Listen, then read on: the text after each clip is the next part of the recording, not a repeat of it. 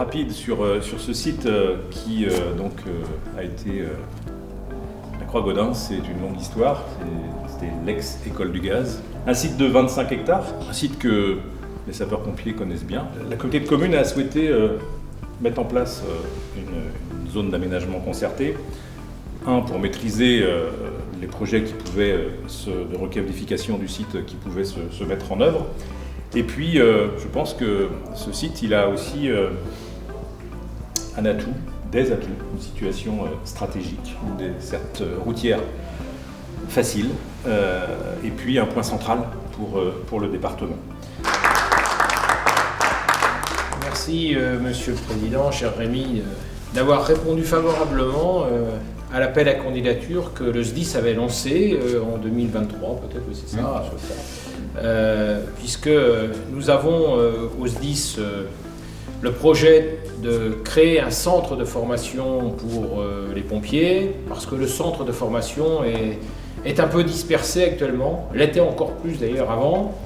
Les conditions proposées par la communauté de communes sont réunies pour répondre aux besoins de formation des sapeurs-pompiers. C'est un enjeu important d'avoir un centre de formation efficace, adapté, opérationnel. Nous pouvons déjà investir le site pour installer des caissons de feu sur un site un peu excentré par rapport au site global de la Croix-Gaudens.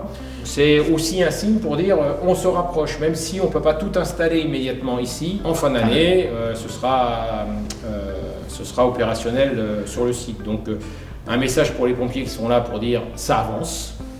Parce que c'est vrai que c'est un projet au long cours et donc entre les attentes légitimes et puis la capacité à rendre opérationnel le projet, il y a toujours un délai. Je ne doute pas que le contrôleur général va pouvoir compléter utilement mes propos. On avait des urgences et un besoin d'adapter nos moyens. C'est le cas, le président l'a rappelé, de ce plateau incendie, avec des nouvelles technologies, parce que les risques évoluent, que les bâtiments sont de mieux en mieux isolés, mais que ça nous génère finalement des impacts ou des effets de bord tels que les effets thermiques. Il faut qu'on habitue nos sapeurs-pompiers à intervenir en toute sécurité dans ce genre de situation. C'est aussi la qualité des secours qui on l'espère, sera encore améliorée à l'avenir. Merci à vous.